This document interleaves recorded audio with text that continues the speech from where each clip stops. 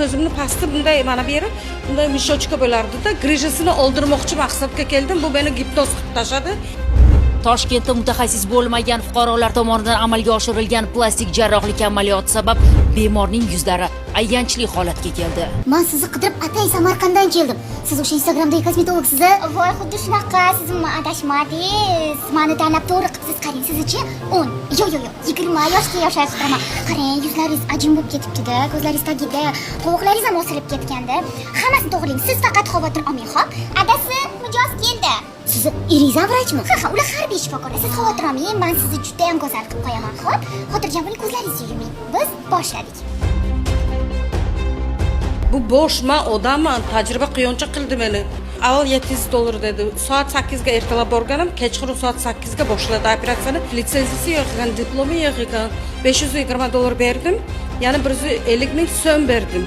Eri ichib kelgan holatda meni kesdi bir tarafimni, shunday qon parillab ketyapti. Tashladi-yu ketdi. Eri o'zing qil deb shunaqa baqir-chaqir qilyapti. Keyin lazer bilan nima qildi, kuydirdi. Ko'zimni pasti bunday mana bu yeri bunday mishochka bo'lardi-da, grijasini oldirmoqchi maqsadga keldim. Bu meni gipnoz qilib tashladi.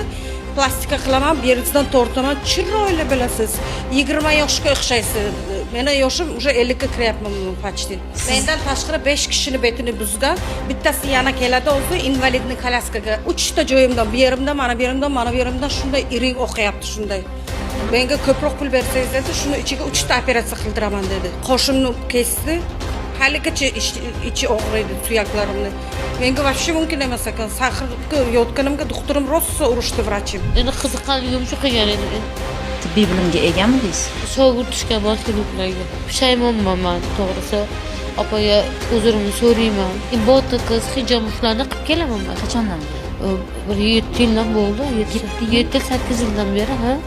Hech qachon bunaqa muammo bo'lmaganmi? Yo'q, hech qachon. Endi bu kishiga ip tushmadi, to'g'risi. Kechirim so'rayman.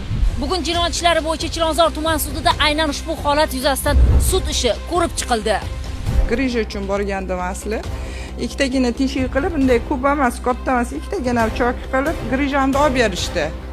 Shu yerda maslahat bo'ldi, anaqa yuzingiz pitoz bo'libdi, anaqa sochni podtяжка qilsak bo'lar ekan deb maslahatlashib, o'zim roziligim bilan operatsiya qilishdi. Er-xotin kunduz kuni kosmetologik ishlari bor ekan, чтоб hech kim xalaqit bermash kerak, bu operatsiya yo'q dedi. Shu kechqurun qilishdi, ertalab 3 gacha bo'lgan. Reklamasi juda yaxshi edi. Keyin o'zlaridan borib so'radim. Instagramda reklama juda yaxshi. Do postli rasmlar juda ham yaxshi. Opitniy vrachlar deyilgan reklamada. Keyin diplomirованный